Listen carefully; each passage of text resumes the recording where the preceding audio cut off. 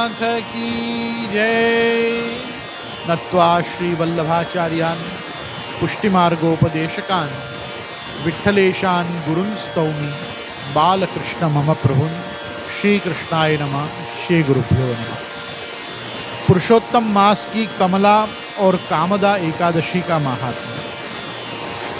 युधिष्ठिर ने पूछा, भगवान अब मैं श्री विष्णु के व्रतों में उत्तम व्रत का, जो सब पापों को हर लेने वाला तथा व्रती मनुष्यों को मनोवांछित फल देने वाला हो, श्रवण करना चाहता हूँ। जनार्दन, पुरुषोत्तम मास की एकादशी की कथा कहिए, उसका क्या फल है और उसमें किस देवता का पूजन किया जाता है।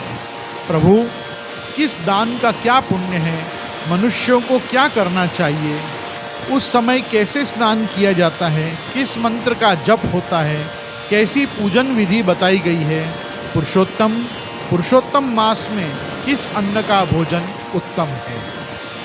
भगवान श्री कृष्ण बोले, राजेंद्र, अधिक मास आने पर जो एकादशी होती है वह कमला नाम से प्रसिद्ध है। वह तिथियों में उत्तम तिथि है। उसके व्रत के प्रभाव से लक्ष्मी अनुकूल होती है। उस दिन ब्राह्म मुहूर्त में उठकर भगवान पुरुषोत्तम का स्मरण करें और विधि पूर्वक स्नान करके व्रती पुरुष व्रत का नियम ग्रहण करें। घर पर जप करने का 1 गुना, नदी के तट पर 2 गुना, गौशाला में जप करने का सहस्त्र गुना, अग्निशाला अर्थात अग्निहोत्र जहाँ होता हो उस स्थान में करने का 1000 गुना, 1100 गुना, शिव के क्षेत्रों में, तीर्थों में, देवताओं के निकट और तुलसी के समीप 1,00,000 गुना और भगवान विष्णु के निकट अनंत गुना फल मिलता है। अवंतीपुरी में, उज्जैनी में, शिव शर्मा नामक एक श्रेष्ठ ब्राह्मण रहते थे। उनके 5 पुत्र थे। इनमें जो सबसे छोटा था वह पापाचारी हो गया, इसलिए पिता तथा स्वजनों ने उसका त्याग दिया। अपने बुरे कर्मों के कारण निर्वासित होकर वो बहुत दूर वन में चला गया।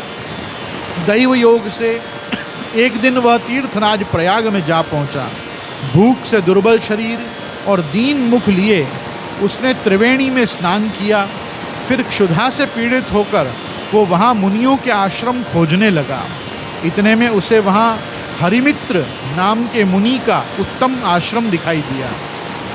पुरुषोत्तम मास में वहाँ बहुत से मनुष्य एकत्रित हुए थे।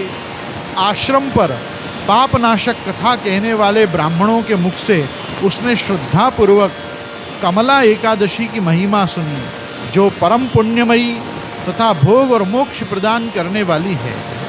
जय शर्मा ने विधिपूर्वक कमला एकादशी की कथा सुनकर उन सबके साथ मुनि के आश्रम पर ही व्रत किया।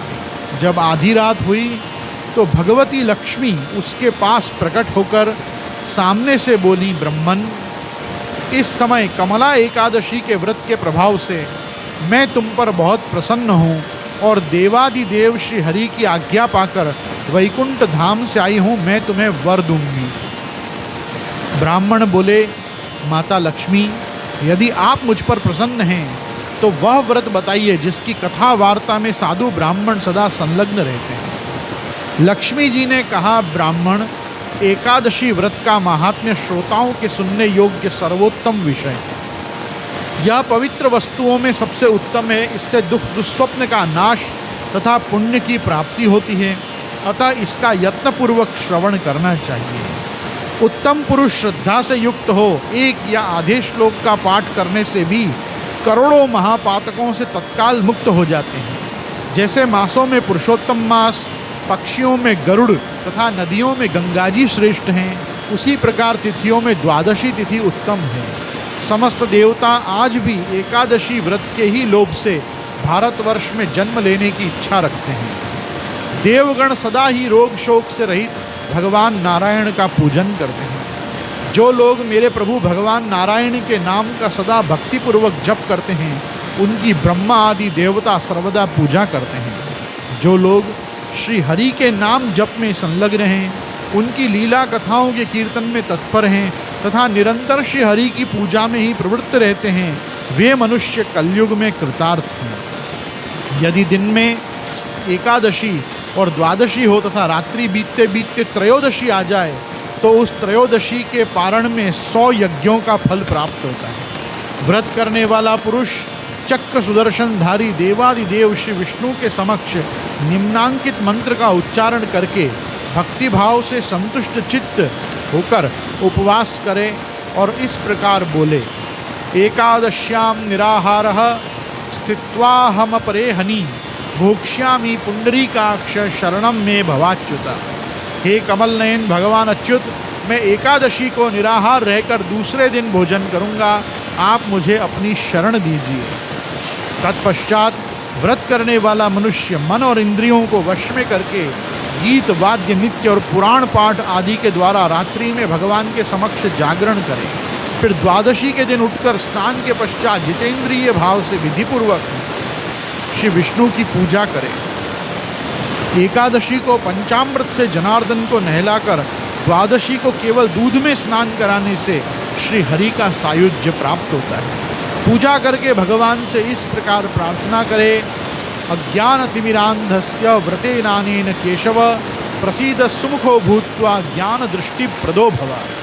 हे केशव, मैं अज्ञान रूपी रथौंधी से अंधा हो गया हूँ, आप इस व्रत से प्रसन्न हो और प्रसन्न होकर मुझे ज्ञान दृष्टि प्रदान करें। इस प्रकार देवताओं के स्वामी देवादिदेव भगवान गदाधर से निवेदन करके भक्तिपूर्वक ब्राह्मणों को भोजन कराए तथा उन्हें दक्षिणा दे। उसके बाद भगवान नारायण के शरणागत होकर बलि वैश्वदेव की विधि से पंचमहायागों का अनुष्ठान करके स्वयं मौन हो, अपने बंधु बांधवों के साथ भोजन करे। इस प्रकार जो शुद्ध भाव से पुण्यमयी एकादशी का व्रत करता है वह पुनरावृत्ति से रहित वैकुंठ धाम को प्राप्त होता है।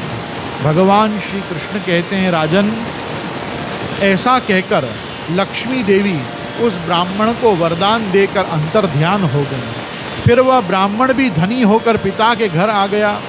इस प्रकार जो कमला का उत्तम व्रत करता है तथा एकादशी के दिन इसका महात्म्य सुनता है वह सब पापों से मुक्त हो जाता है। युधिष्ठिर बोले, जनार्दन, पाप का नाश और पुण्य का दान करने वाली एकादशी के महात्म्य का पुनः वर्णन कीजिए, जिसे इस लोक में करके मनुष्य परम पद को प्राप्त होता है। भगवान श्री कृष्ण ने कहा, राजन, शुक्ल या कृष्ण पक्ष में जब भी एकादशी प्राप्त हो उसका परित्याग न करें, क्योंकि वह मोक्ष रूपी सुख को बढ़ाने वाली है।